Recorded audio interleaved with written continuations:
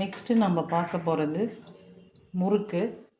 எனக்கு டைம் இல்லைப்பா, அதனால் நான் வந்து இன்ஸ்டன்ட் முறுக்கு மாவு எடுத்து சும்மா கொஞ்சம் தீபாவளிக்காக நான் செய்கிறேன். இதில் வெண்ணெய், நெய் இல்லைன்னா டால்டா ஊற்றி கூட நீங்கள் மாவு பிசைஞ்சு வச்சுக்கலாம். நான் இப்போ யூஸ் பண்ணுறது நெய். கொஞ்சமாக நெய் விட்டு, நான் ஜிஆர்பி நெய் யூஸ் பண்ணுறேன். கொஞ்சமாக நெய் விட்டுட்டு இப்போ என்ன செய்யணும், மாவை ஒன்று போல் கலந்து விட்டுக்கணும்.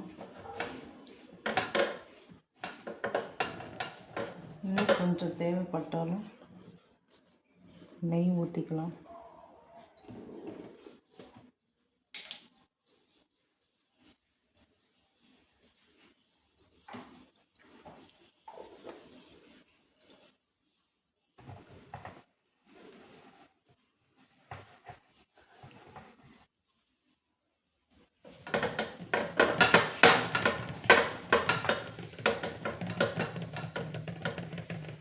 மாதிரி நெய் இல்லைன்னா கொஞ்சம் சூடான எண்ணெய் ஊற்றி ஒன்று போல் கலந்துடணும். இப்போ நான் அடுத்து என்ன பண்ண போகிறேன்னா, தண்ணியை ஊற்றி நம்ம திட்டமாக மாவை பிசைஞ்சு எடுத்துக்கணும்.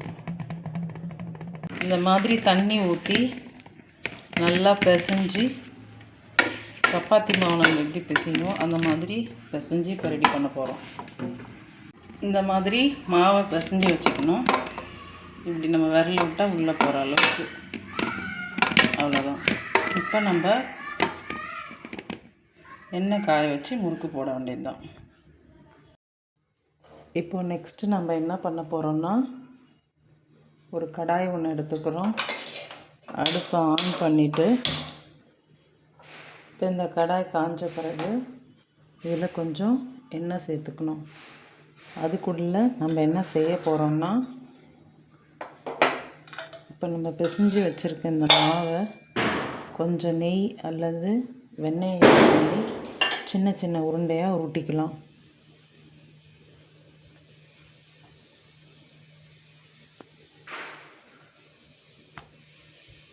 பிசைஞ்சு வச்ச மாவை இந்த மாதிரி எண்ணெயில் போட்டு லோ ஃப்ளேமில் வச்சு முறுக்கை சுட்டு எடுக்கணும். அப்போ தான் உள்ள அந்த ஜாயிண்ட் எல்லாமே வேகும். நான் முறுக்கு சுடுறப்ப இரும்பு வாணலி தான் யூஸ் பண்ணுவேன்.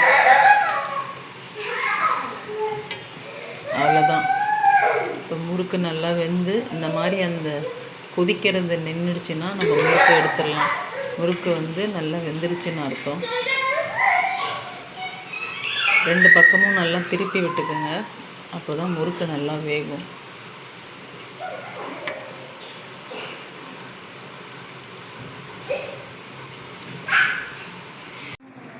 அவ்வளோதாங்க, நம்மளுடைய முறுக்கு ரெடி ஆகிடுச்சு. நீங்களும் இதை மாதிரி செஞ்சு ட்ரை பண்ணி பாருங்கள். தேங்க்யூ.